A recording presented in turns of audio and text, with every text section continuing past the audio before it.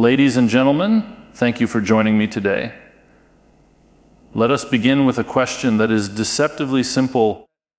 Why is it that, despite our best intentions, we often find ourselves failing to focus on the goals we so earnestly set?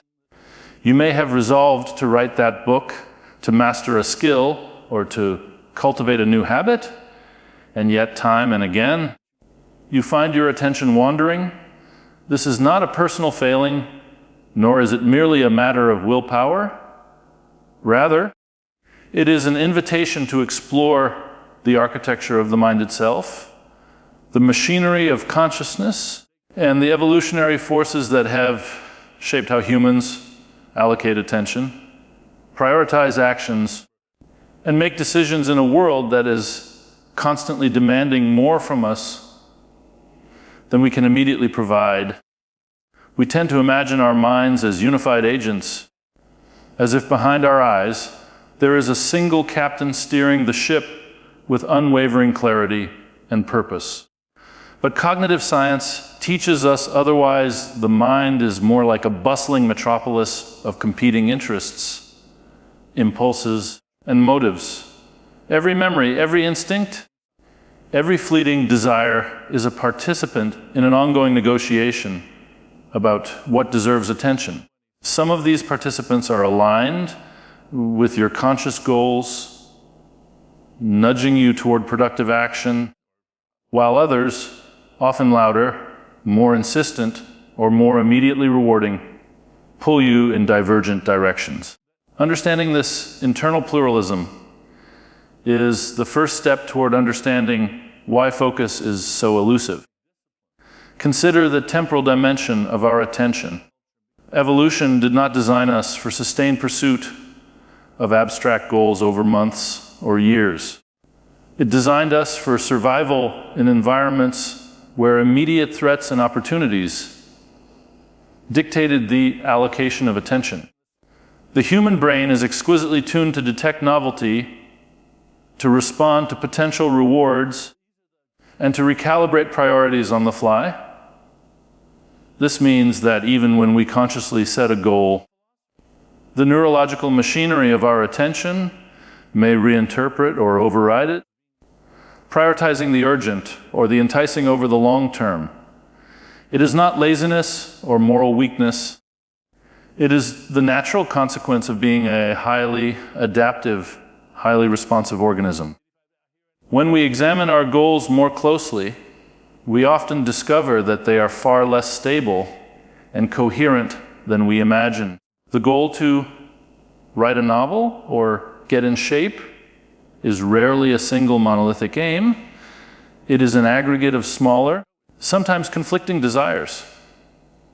Do you seek the satisfaction of creation, the recognition of achievement, or the intrinsic pleasure of practice? Are you motivated by external approval or internal curiosity?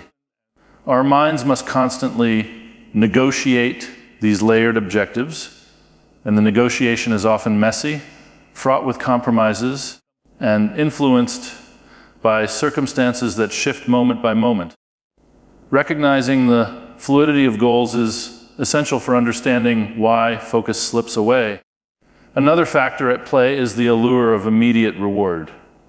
The limbic system, which governs pleasure, desire, and short-term reinforcement, operates in constant tension with the prefrontal cortex, which is responsible for planning, foresight, and goal-directed action.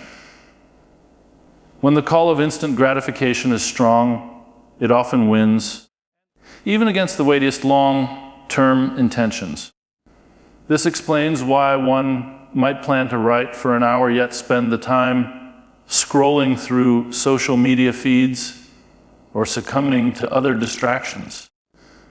The struggle is real, and it is deeply embedded in our neural circuitry. Recognizing this is not discouragement, it is clarity. Once we see the problem in its true form, we can begin to design strategies to work with our nature rather than against it. Moreover, our minds construct narratives about ourselves that influence the allocation of attention and energy. We may tell ourselves, consciously or unconsciously, I am someone who cannot focus, or I always procrastinate.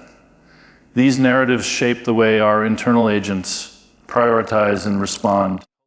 Philosophically, this aligns with the notion that we are storytelling creatures. We understand our actions, and sometimes even determine them through the stories we tell about who we are. If the story frames us as incapable of sustained focus, then our neural and psychological systems are likely to conform to that narrative. But if we reshape the narrative, seeing ourselves as capable of attention and persistence, we alter the very cognitive environment in which goals are pursued. Finally, the question of focus invites us to adopt an attitude of curiosity rather than blame. It is easy to feel frustration when attention drifts, when plans falter, or when the mind wanders. Yet these experiences are rich sources of information about the inner workings of our consciousness. They reveal the competing interests, the shifting priorities, and the evolutionary legacies that shape human cognition. By observing these patterns without judgment, we can begin to understand why focus is difficult, and more importantly, how to cultivate it with patience, structure, and insight. In doing so, we are not merely chasing productivity, we are engaging in a philosophical and scientific inquiry into the nature of our own minds. The first insight from cognitive science is that the brain is far from a monolithic decision maker. It is not a single-minded machine that can simply switch on and pursue a goal with unwavering focus. Instead, it is more akin to a bustling city, a metropolis of competing agencies, each with its own priorities and rhythms. Every neuron, every network, every functional module has its own form of interest, its own agenda, and its own timing. What we experience as ourself is an emergent phenomenon arising from this complex interplay, a temporary alignment of forces that sometimes succeeds in coherent action, but often fragments under the weight of conflicting impulses, memories, and desires. Understanding this is crucial to seeing why focus is often elusive. Imagine, if you will, your mind as a committee meeting, except that the delegates are not people but impulses, habits, and long-standing inclinations.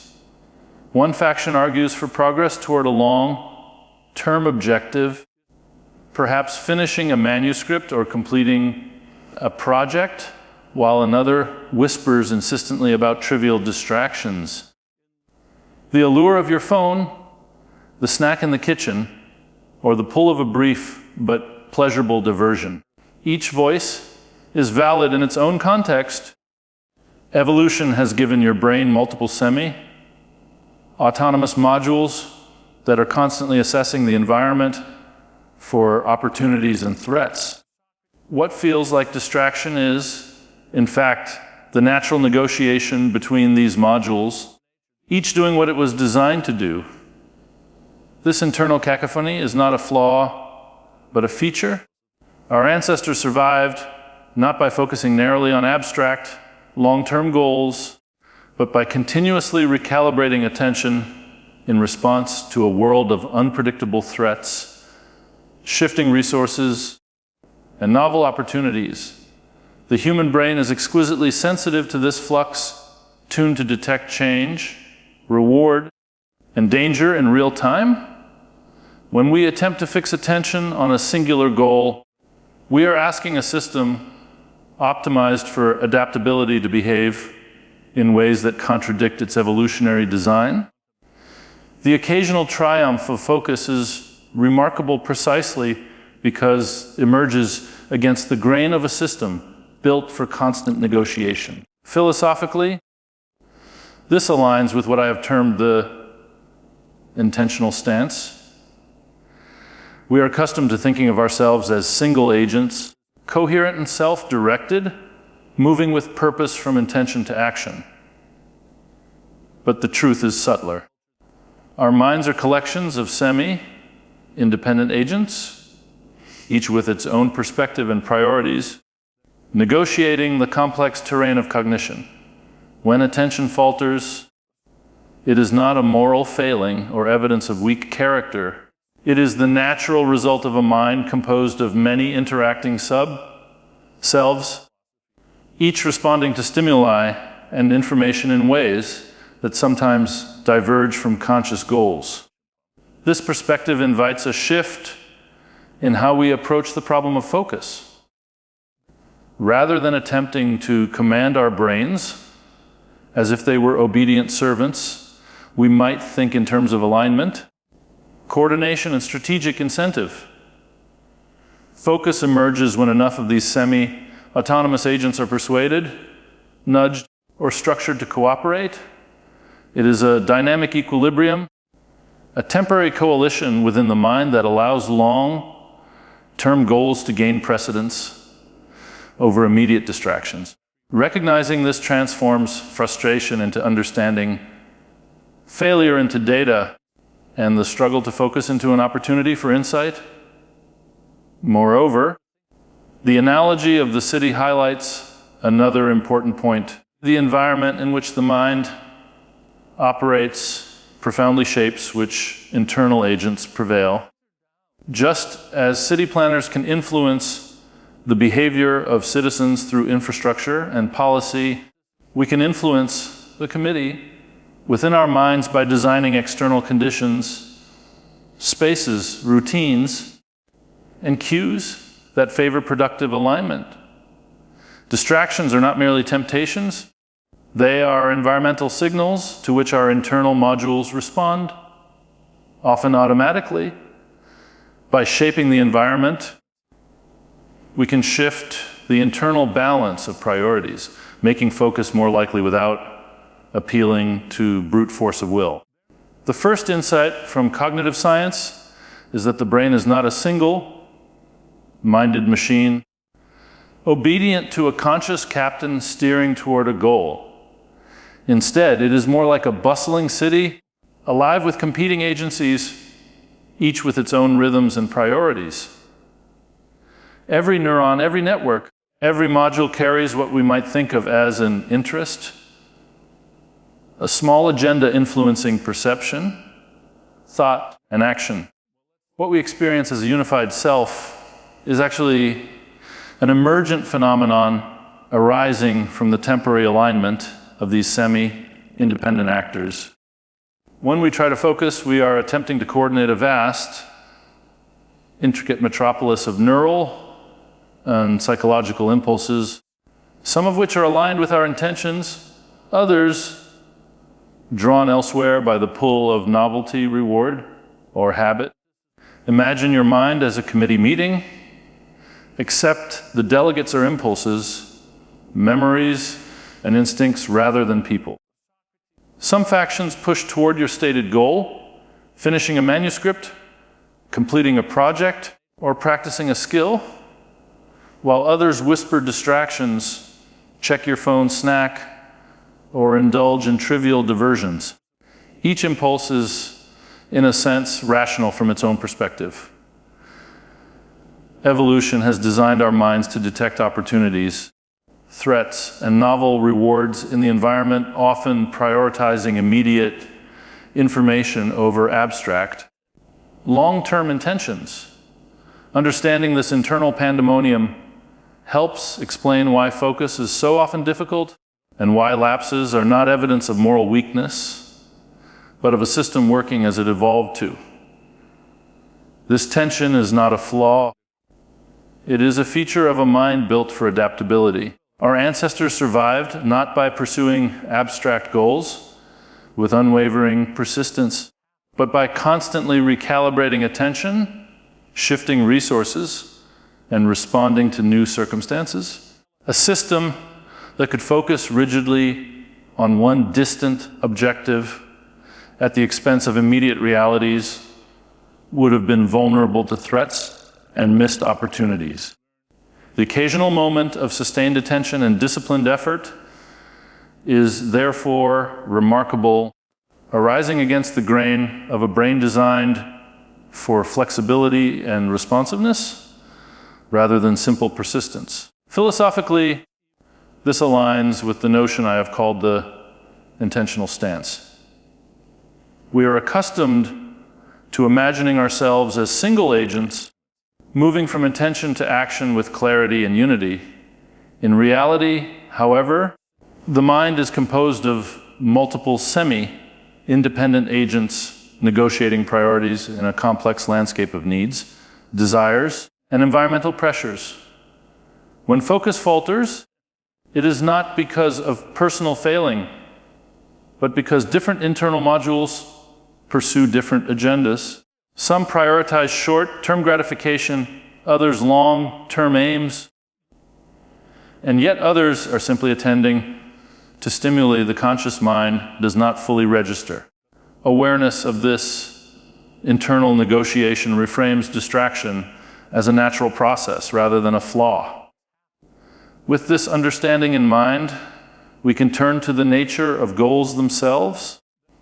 Many people assume that goals are fixed targets, like distant lighthouses guiding our lives.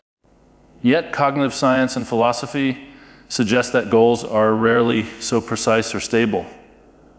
Goals are more like clouds, amorphous, shifting and heavily dependent on context. The statement, "I want to write a novel," can mean very different things depending on the day, mood, or circumstances. Do you want to finish a first draft to express yourself, to publish, or simply to inhabit the identity of a writer? Each layer adds complexity, and competing layers may push in different directions, generating internal conflict that undermines sustained focus. The fluidity of goals also reflects an evolutionary reality. Humans were never equipped with a single-minded goal module. Instead, we evolved as adaptive problem solvers, excelling in environments that demanded flexibility. We are designed to shift priorities when conditions change, to abandon objectives that no longer serve survival or well-being, and to capitalize on new opportunities. In the modern world, this adaptability can appear as distractibility, as the brain continuously reevaluates the salience of competing aims. Understanding that goals themselves are layered, fluid, and context-dependent helps explain why our attention often drifts from the abstract targets we declare to the world. Ultimately, the difficulty of focus is a product of both internal complexity and goal instability. We are creatures with brains designed for negotiation, attention to novelty, and flexible adaptation. Our objectives are rarely singular or static. They are multi-layered, evolving, and sometimes conflicting. When we attempt to concentrate on one goal without accounting for the competing priorities within our minds or the fluidity of our intentions, lapses are inevitable. The challenge, then, is not to fight against the architecture of the mind, but to work with it, aligning internal modules, clarifying layered objectives, and structuring environments that support sustained attention and meaningful progress. Now, let us turn our attention to the nature of goals themselves. For much of the difficulty in maintaining focus arises not only from the architecture of the mind, but from the very instability of the targets we pursue. Many people imagine that goals are fixed, like distant lighthouses that provide constant guidance through the fog of life. Yet, when we examine human cognition and behavior, this notion collapses under scrutiny. Goals are rarely static, precise, or singular. They are more like clouds, shifting in shape and position, amorphous, and highly sensitive to context, mood, and circumstance. The brain, in its evolved sophistication, is not designed to pursue abstract, unchanging objectives without recalibration, which helps explain why focus often slips. Consider the statement, "I want to write a novel." At first glance, it seems a simple aspiration, but upon reflection, it unpacks into a complex network of overlapping aims. Do you mean to finish a first draft? To craft a polished publication? Or to express yourself creatively? Perhaps the goal is social, a desire for recognition or approval, or even identity-driven to become a writer. In the narrative of your life, each layer introduces potential conflict. The mind must negotiate between these overlapping priorities, and the instability of this internal hierarchy produces cognitive tension. When attention falters, it is often because the brain is weighing competing interpretations of what counts as success. Moreover, the very concept of a stable goal is at odds with our evolutionary design. Humans were never intended to operate as rigid, single-minded goal pursuers. Our survival depended on flexibility, responsiveness, and the ability to pivot as circumstances changed. We excel when we shift priorities in response to environmental cues, social pressures, or emergent opportunities. Rigid adherence to an abstract objective might have been maladaptive in ancestral environments where threats and rewards appeared suddenly and required immediate attention. Our apparent distractibility is therefore an evolved trait, a feature that allowed our species to thrive, even if it frustrates our modern ambitions. Goals are also deeply contextual. The conditions under which we set them often influence how salient and motivating they appear. A goal that is compelling in one environment may lose traction in another. A writer may feel inspired and attentive in a quiet morning setting, yet find motivation evaporating in a noisy office or amid social obligations. The mind continuously recalibrates the priority of objectives based on context, internal state, and perceived value. When focus diminishes, it is not necessarily laziness or lack of discipline. It is the adaptive flexibility of a system weighing the relative importance of competing tasks in real time. Compounding this is the layered and sometimes conflicting nature of human motivation. A single goal often embodies multiple sub-goals that pull in different directions. Creativity may require unstructured thought, whereas completing a project demands disciplined, sequential action. One part of the mind seeks novelty and exploration, while another demands routine and consistency. The tension between these sub-goals produces the cognitive friction that can erode focus. Recognizing the multiplicity of aims within any single goal allows us to reframe distractions as signals about internal conflicts rather than moral failings. This perspective invites us to rethink how we approach goal setting.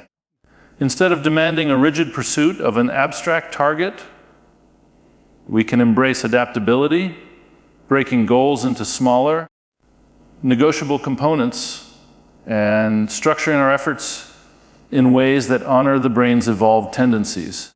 By acknowledging that goals are fluid, multi-layered, and context-sensitive, we can design strategies that align with the brain's natural operations. Focus then becomes not a matter of brute force willpower, but the art of guiding attention in accordance with the dynamic landscape of objectives and motivations within the mind. A key obstacle to focusing on goals lies in the brain's fascination with immediate rewards. Behavioral economics and neuroscience consistently show that the neural circuits governing short-term satisfaction often overpower those responsible for long-term planning. The prefrontal cortex, tasked with foresight, goal setting, and delayed gratification, is in constant negotiation, and sometimes outright competition, with the limbic system, which responds eagerly to immediate stimuli. When you sit down intending to write or practice, these two systems engage in a subtle but intense battle. The pull of instant gratification is not a quirk or weakness. It is a deeply embedded feature of our cognitive architecture, honed by millions of years of evolution to prioritize the present in an unpredictable world. Consider the familiar scenario. You plan to spend an hour writing, yet you find yourself scrolling social media, checking email, or engaging in some trivial but pleasurable activity for 2 hours. It feels like a failure of discipline. But it is far more revealing to view it as a predictable outcome of competing neural imperatives. The brain is, in a sense, a time traveler torn between two temporal horizons, the short-term horizon that promises immediate reward, and the long-term horizon that seeks abstract, deferred benefits.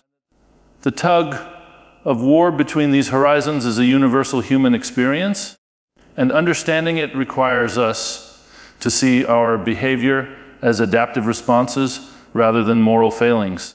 The dominance of immediate rewards also explains why habits are so difficult to establish. Habits require sustained repetition and deferred gratification, yet our neural machinery is predisposed to prioritize what feels good now. Dopamine, the neurotransmitter associated with reward and motivation, is highly responsive to novelty and immediacy, making the lure of small pleasures irresistibly strong. Even when we consciously recognize the importance of long-term goals, the brain's chemistry actively nudges us toward what is gratifying in the moment. Recognizing that this is a systemic feature rather than a personal flaw allows us to approach focus with patience and strategy rather than self-criticism. This tension between immediate and delayed rewards is not merely psychological, it is profoundly biological. The prefrontal cortex, which matures relatively late in human development, is the seat of executive function, planning, and self-regulation. Meanwhile, the limbic system, older in evolutionary terms, reacts rapidly to cues of pleasure, threat, and novelty. The interplay between these systems reflects the evolutionary pressures our species faced. Survival required rapid response to immediate opportunities and dangers, whereas long-term goals were secondary and required higher-level planning. This neurobiological reality explains why, in modern contexts, it is so easy to be derailed by trivial distractions. Recognizing this inherent tension opens the door to practical intervention. If we understand that the brain is wired to favor immediate reward, we can design our environments to tip the balance in favor of long-term intentions. By removing temptations, structuring habits, and creating deliberate feedback loops, we reduce the need for constant self-control. For example, placing distractions out of reach, establishing predictable routines, and using small, immediate reinforcements to support progress can align the limbic system's cravings with the objectives of the prefrontal cortex. In effect, we create an environment where the natural impulses of the brain reinforce rather than undermine our goals. The key insight here is that focus does not emerge solely from moral resolve or willpower. It is an emergent property of neuronegotiation shaped by context and environment. By strategically structuring our surroundings, we harness the brain's natural tendencies rather than fight them. Immediate rewards need not be enemies. They can be allies when properly sequenced or leveraged. Small, well-timed rewards for progress on a long-term goal transform the cognitive landscape, allowing the brain to experience satisfaction while maintaining alignment with higher order intentions. This is the essence of designing for focus, a concept rooted in both cognitive science and philosophical reflection on human nature. Another critical factor in our struggle to maintain focus lies not in external distractions or neurological architecture, but in the narratives our minds construct about ourselves. From an early age, we begin to tell stories about who we are, what we are capable of, and how we navigate the world. These self-narratives, often implicit, influence every choice, every allocation of attention, and every response to challenge. When we tell ourselves, I should be more disciplined, or I am someone who cannot focus, we are not merely expressing frustration, we are shaping the cognitive environment in which attention operates. The brain, attentive to these internal stories, adjusts behavior to align with them, often unconsciously. Philosophically, humans are what I call storytelling animals. We interpret our experiences, integrate our actions, and construct our identities through narrative. This ability to tell coherent stories is adaptive. It allows us to plan, predict, and coordinate behavior across time. Yet the very narratives that give us coherence can also constrain us. If the story frames you as inherently distractible or incapable of sustained attention, your neural systems will unconsciously act to confirm that story. Focus falters not because the brain is malfunctioning, but because it is following the script that your consciousness has provided. Awareness of this process is the first step in reclaiming agency. The power of self-narratives lies in their subtlety. Unlike external rules or deadlines, these internal stories operate quietly, shaping behavior without explicit instruction. When you fail to focus, it is often the story itself nudging you toward behaviors consistent with your identity, not a lack of effort or willpower. Recognizing the role of narrative reframes lapses as data points rather than moral failings. Your attention is responding intelligently to a script that has been written over years of experience. Social reinforcement and personal reflection. Understanding this dynamic opens the possibility for intentional rewriting. Crucially, this dynamic is not deterministic. The stories we tell ourselves are revisable. By consciously reshaping our self-narratives, we can influence the priorities our mind assigns to various impulses and modules. To see yourself as someone capable of sustained attention is to introduce a new script into the cognitive ecosystem of the brain. This is not mere positive thinking. It is a practical, evidence-based method of modifying behavior by leveraging the brain's natural reliance on narrative coherence. Over time, the neural and psychological systems align with the revised story, producing observable changes in attention and goal-directed action. Intentional self-modification is, in essence, a collaborative project between the conscious mind and the semi-autonomous systems within the brain. By identifying the narratives that undermine focus and replacing them with coherent, empowering alternatives, you create conditions in which internal agents are more likely to cooperate. The story you tell yourself becomes a scaffold, guiding attention, reinforcing habits, and reducing conflict between competing cognitive modules. Focus is no longer solely a matter of brute force willpower. It becomes a process of alignment, where the narrative orchestrates internal resources toward the long-term objective. The opportunity here is profound. Whereas many self-help approaches emphasize external discipline or mechanical strategies, the cultivation of adaptive self-narratives provides a deeply philosophical and scientifically grounded pathway to improved focus. By viewing yourself as a capable, attentive agent, you influence both perception and action, subtly recalibrating the internal balance between immediate impulses and long-term intentions. The narrative acts as both compass and anchor, orienting behavior in a consistent direction while providing flexibility to navigate the complexities of real-life attention.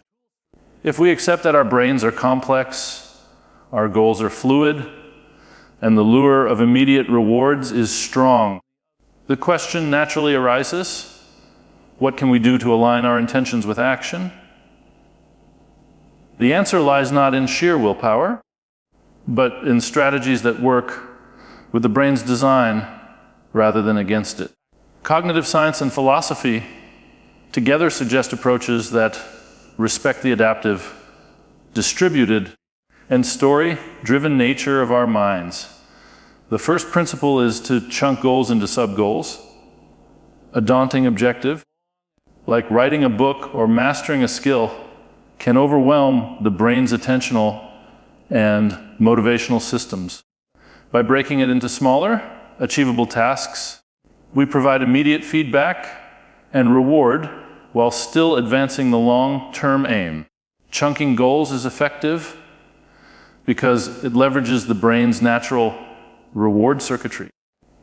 Completing a small task triggers a sense of accomplishment, a release of dopamine, which reinforces engagement and makes the next step more attractive. The abstract, distant goal becomes a series of concrete, actionable milestones. This approach respects the tension between immediate and delayed gratification. It allows the prefrontal cortex to guide attention toward meaningful outcomes while satisfying the limbic system's desire for instant reinforcement.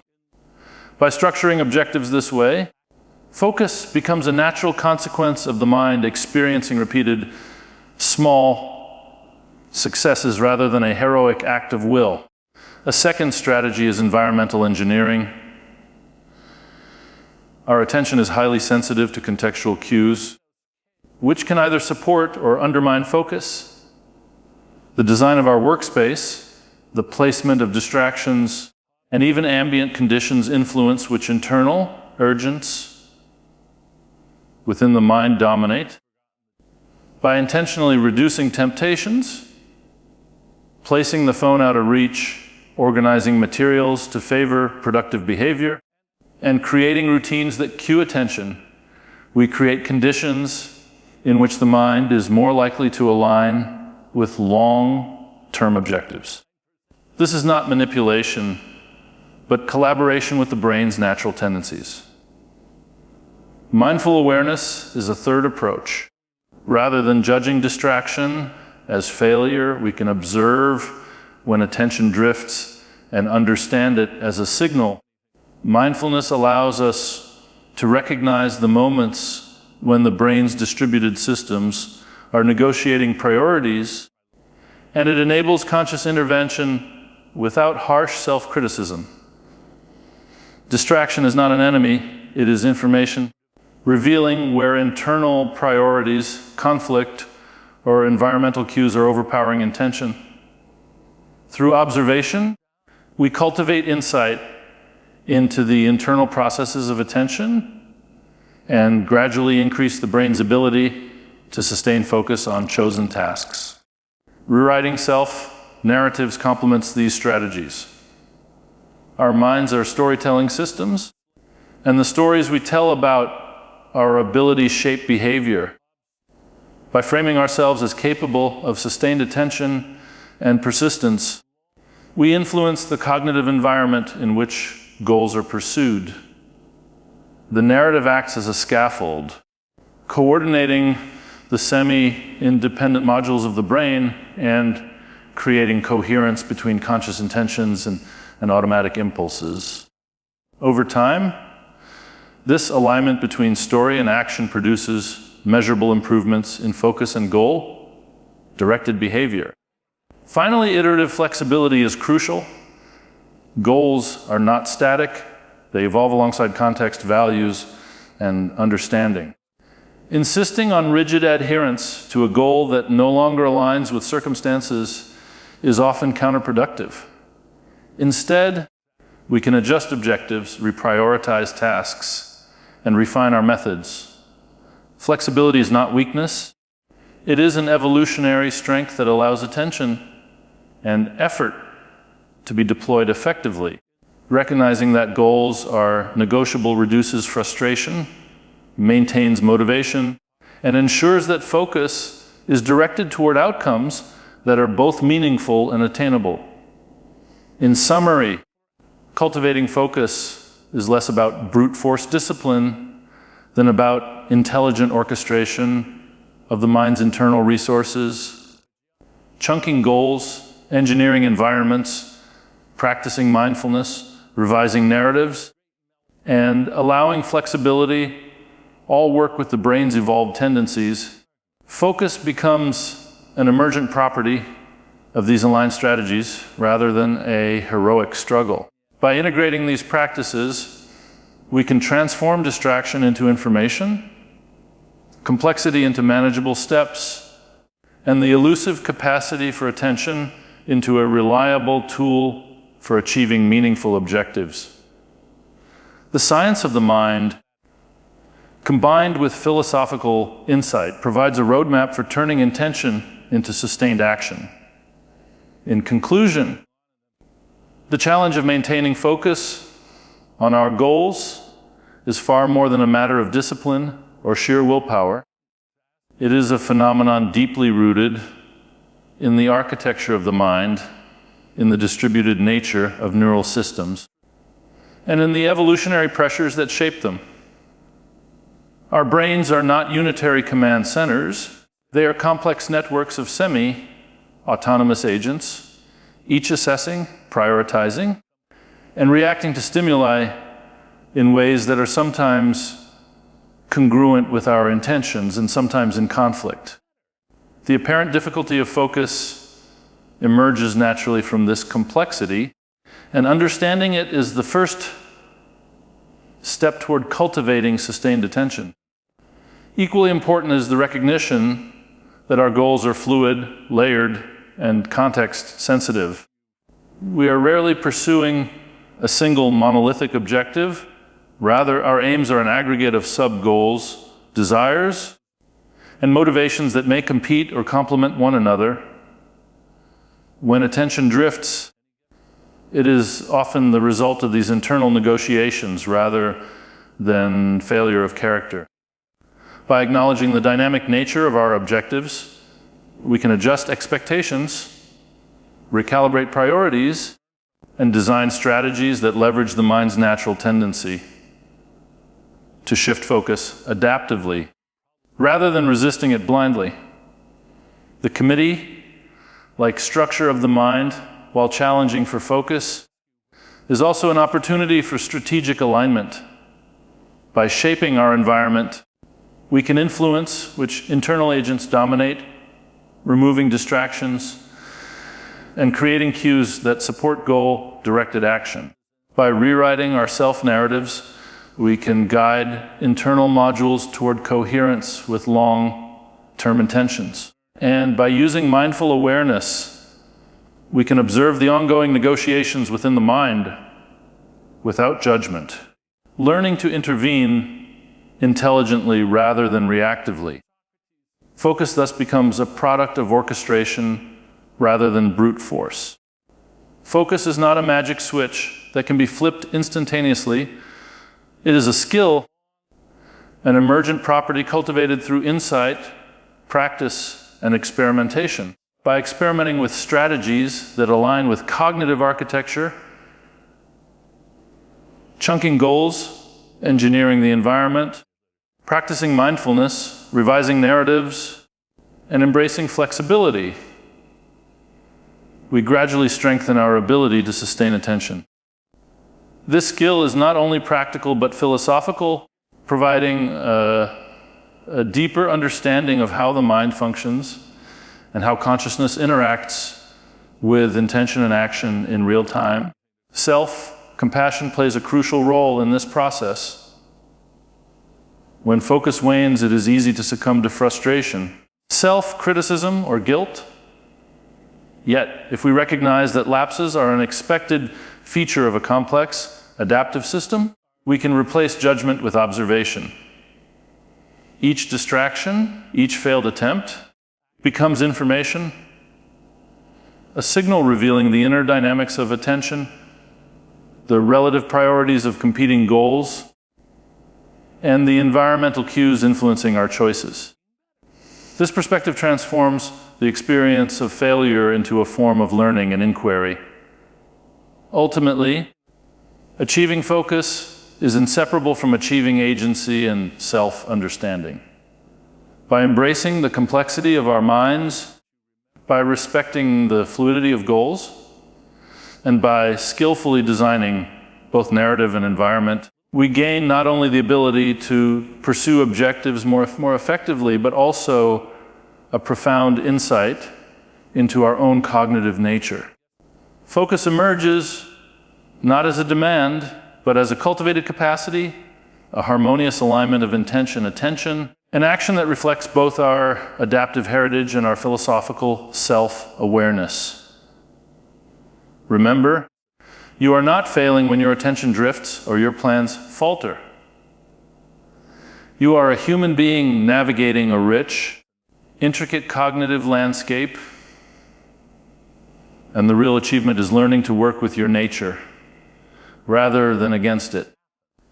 By understanding the architecture of your mind, embracing the complexity of your intentions, and practicing strategies that respect your evolved capacities, you gain both practical success and a deeper sense of agency. Focus is not the suppression of distraction.